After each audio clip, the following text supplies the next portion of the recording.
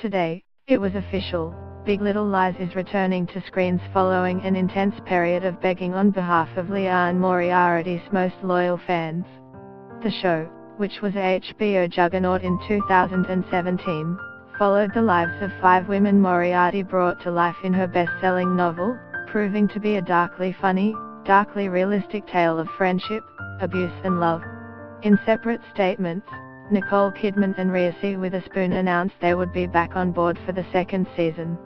This is inspired by the overwhelming response by audiences around the world, conceived once again by Liane Moriarty, realized by David Kelly and now in the hands of visionary filmmaker Andrea Arnold. Kidman said, "What a journey this has been.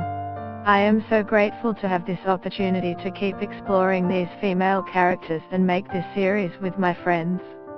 According to Witherspoon, the season will delve far deeper into the life and times of Moriarty's women.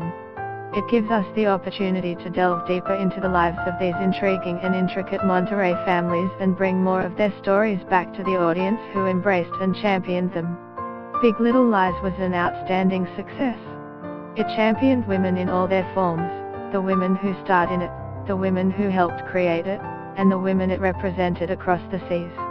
It was sad and scary and funny and warming. It was one of the first ever shows to portray the ugly reality of domestic abuse. But it absolutely should not come back. Season 2 is a ballsy, potentially terrible idea. Before you start throwing stones, please hear me out. Listen, the Binge team debrief on Big Little Lies. Post continues, part of the reason the show itself was so brilliant was because the book was so popular. And the reason the book was so popular was because the narrative was sharp, concise and enthralling.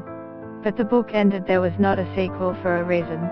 A TV show going beyond the blueprint of the novel it's based upon is dangerously risky.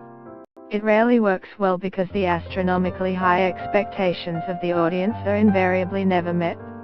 Sometimes, great things should just be left as they are. Marvelous shows are often those that are short and sweet.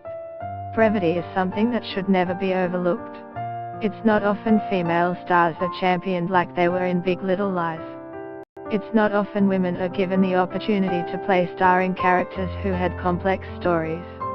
Big Little Lies gave us that and then some.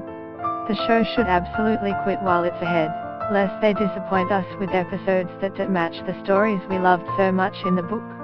Listen to the full episode of The Binge below.